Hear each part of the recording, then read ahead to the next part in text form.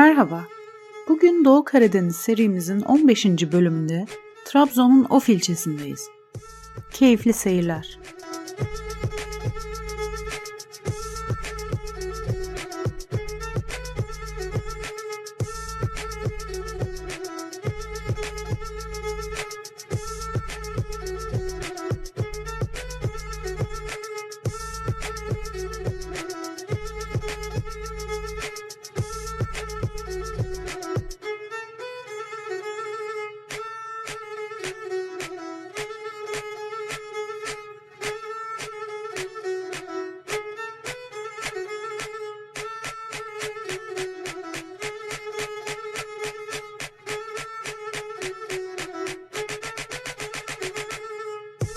Of ilçesi, 2021 yılı nüfusu 43.754, toplam alanı 330 kilometrekaredir. Tabiatın bütün özelliklerini sergileyen, deniz ve karanın bütünleştirdiği eşsiz doğal güzelliklere sahip bir alan üzerine kurulmuş şirin bir ilçedir.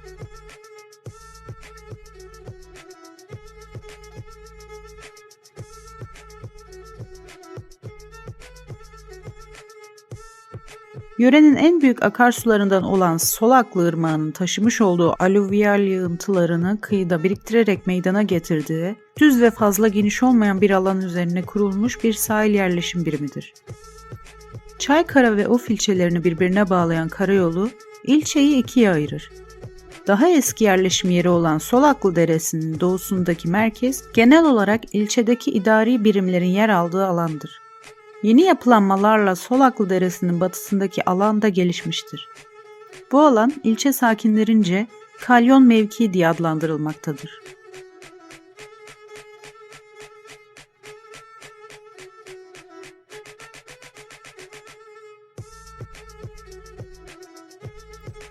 Of ilçesinin ekonomisinin tarihçesine baktığımızda, Miletoslular Trabzon ve civarına geldiklerinde civardaki yerli toplulukları yok etmemiş, onlarla ticari ilişkilere girerek ellerinde bulunan ham maddeleri ucuz bir şekilde almışlardır. Buna karşılık onlarda olmayan ve deniz aşırı getirdikleri malları onlara satarak büyük karlar yapmışlardır.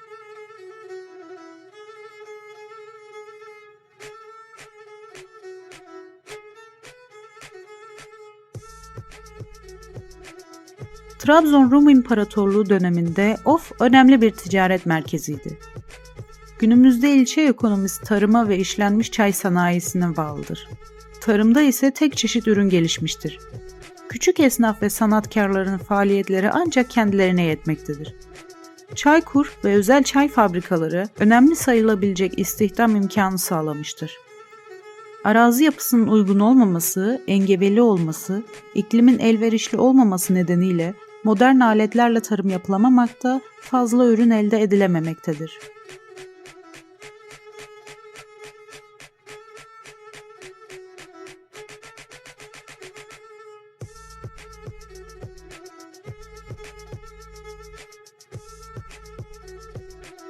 Yetiştirilmeye elverişli başlıca ürün olan çaya dayalı sanayi gelişmiştir.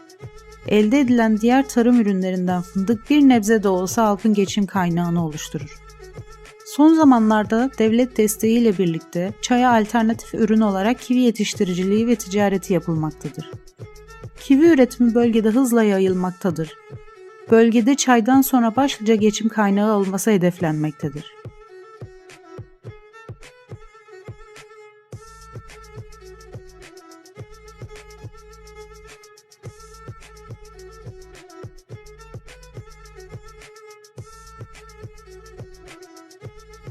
İlçenin diğer bir geçim kaynağı hayvancılıktır. Büyükbaş hayvanlardan elde edilen süt ve süt ürünleri gerek ilçe içi pazarda gerekse dış pazarlarda yer bulmaktadır. Özellikle yaz dönemlerinde yaylalarda hayvan yetiştiricileri tarafından bu ürünler elde edilir. Ya da modern teknikle mandıralarda süt işlenip çeşitli ürünler elde edilmektedir. Küçükbaş hayvancılıkta genelde hayvanın yününden ve etinden faydalanılmaktadır.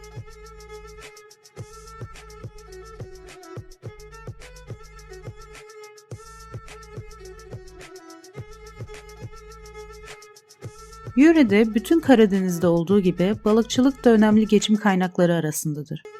Karadeniz'in sunmuş olduğu zenginliklerden yararlanılmaktadır. Balık üretimi genelde iç pazarda tüketilmektedir.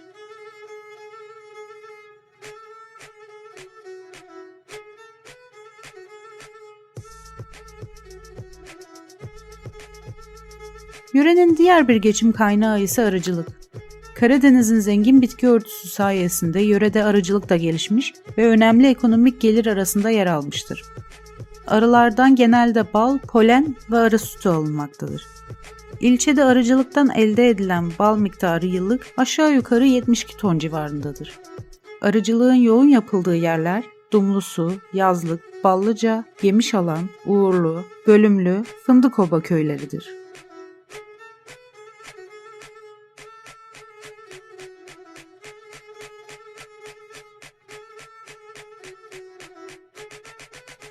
Yörede bulunan maden yatakları da ilçe ekonomisine katkıda bulunmaktadır. İlçeden 12 kilometre uzaklıkta bulunan Dumlusu mevkiindeki Bakırçinko yatağı bugün işletilmektedir. İkinci maden ise Gürpınar beldesindeki Bakırçinko kurşun yatağıdır.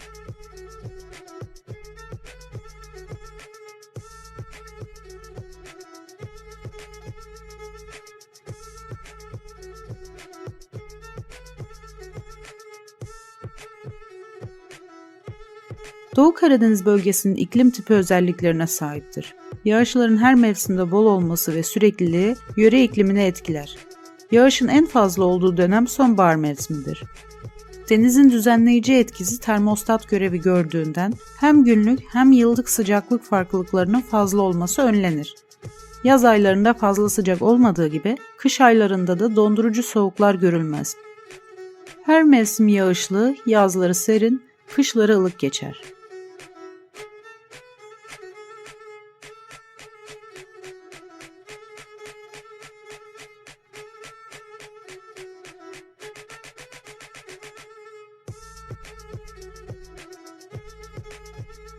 İlçe Osmanlı döneminde ve Cumhuriyet'in ilk yıllarında daha büyük yüz ölçümüne sahipti. Fakat 1948 yılında Çaykara'nın, 1990 yılında da Hayrat'ın ilçe olmasıyla ilçenin yüz ölçümü küçülmüştür. İlçe, ülkenin yönetiminde söz sahibi olan birçok siyasetçi ve bürokrat yetiştirmiştir.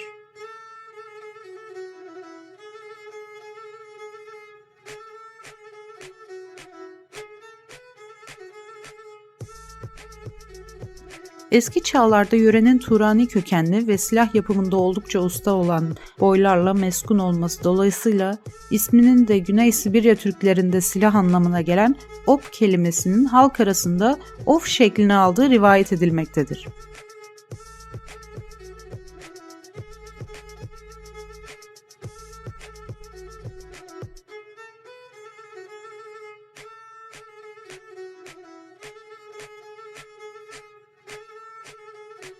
Gelelim ofun tarihçesine.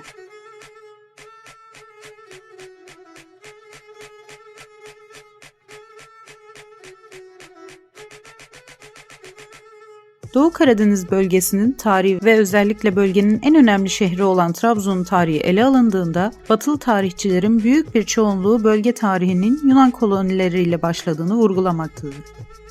Halbuki bölgeye Yunan kolonileri gelmeden önce birçok tarihçinin de belirttiği gibi bölgede Turani ırkına mensup kavimler bulunmaktaydı.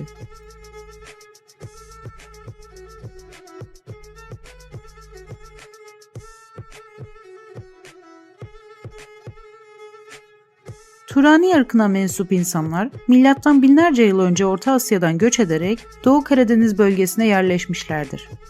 Bölge muhtelif zamanlarda Yunanlılar tarafından işgal edilmiş ve kısa süreli koloniler kurulmuştur. Bu koloni idareleri yerli Turani halkı kapsamıyordu. Bu koloni devletlerinin en güçlü oldukları zamanlarda bile hükümranlıkları ancak bulundukları surlar içinde sınırlı kalmıştır.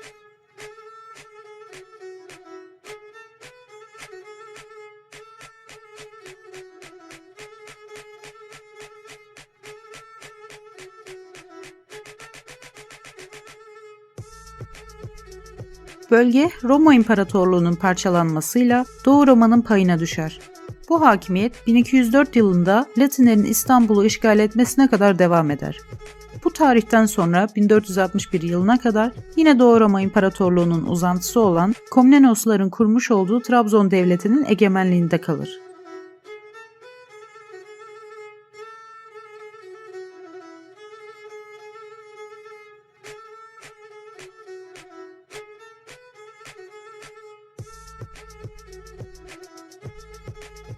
4. yüzyılın başlarında Hristiyanlığın Roma İmparatorluğu tarafından resmi din olarak kabul edilmesiyle bu din halk arasında hızla ve serbestçe yayılmaya başladı.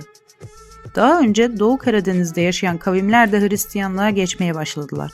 Hristiyanlaşan bu kavimler tedrici bir şekilde Doğu Kilisesi'nin resmi dili olan Yunancayı öğrenmek zorunda kaldılar. Özellikle 10. yüzyıldan sonra papazların telkinleriyle bu dili konuşmak daha da yaygınlaştı.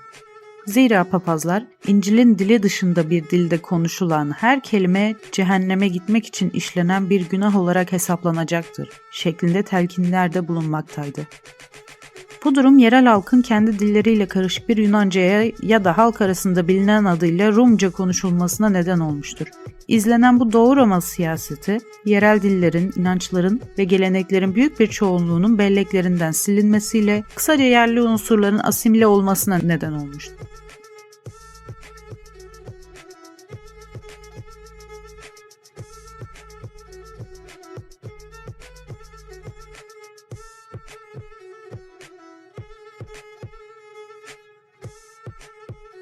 Birinci asırda 40.000 Kuman ailesi Gürcistan üzerinden göç ederek Doğu Karadeniz'e yerleşmiştir. Trabzon yöresine yerleşen Kumanlar Hristiyanlığı kabul etmelerine rağmen Türk kimliklerini asla unutmamışlardır. Hatta Öztürkçe isimler kullandıkları Trabzon devletine ait belgelerden ve Osmanlı arşivlerinden anlaşılmaktadır.